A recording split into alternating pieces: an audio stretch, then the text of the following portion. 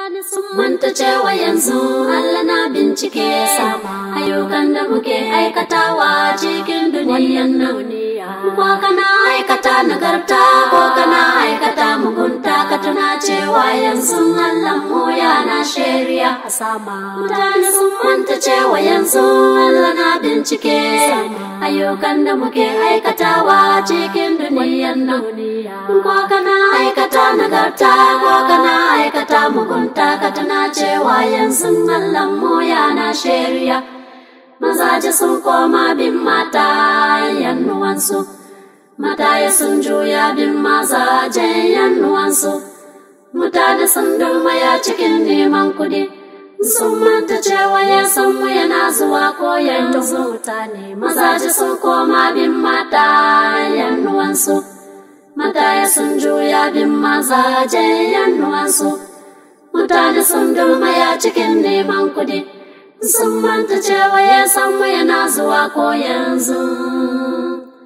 Kada mu yarda mu shagala cikin duniyan nan, ta dalilin kallon kyalle-kyallen wannan duniya, ko kuma ta dalilin neman maza da neman mata, ko kuma neman kudi zai samu rasa ya san mu.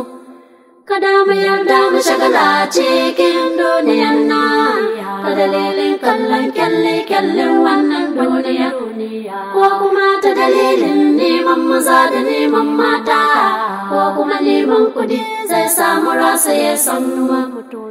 Cewa rayuwan duniyan nan kamar hure ne, cewa rayuwan duniyan nan kamar hure ne, ya haskaka da safe ya yanko ne da rana, ya haskaka da safe ya yanko ne da rana. Cewa rayuwan duniyan nan kamar hure ne, cewa rayuwan duniyan nan kamar hure ne, ya haskaka da safe ya yanko ne da rana, ya haskaka da safe ya yanko ne da rana. Idan ya zo sunanka yana cikin littafin rai, za ka yi murna tare da mala'iku wacan sama. Amma idan ba iska sunanka cikin littafin rai ba, babu shakka za tura ka zuwa jahannama. Idan ya zo sunanka yana cikin littafin rai, za ka yi murna tare da mala'iku wacan sama.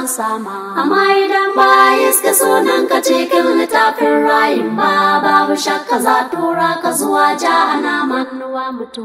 Cewa rayuwan duniyan nan kamar hure ne, cewa rayuwan duniyan nan kamar hure ne, ya haskaka da safe ya yanko ne da rana, ya haskaka da safe ya yanko ne da rana.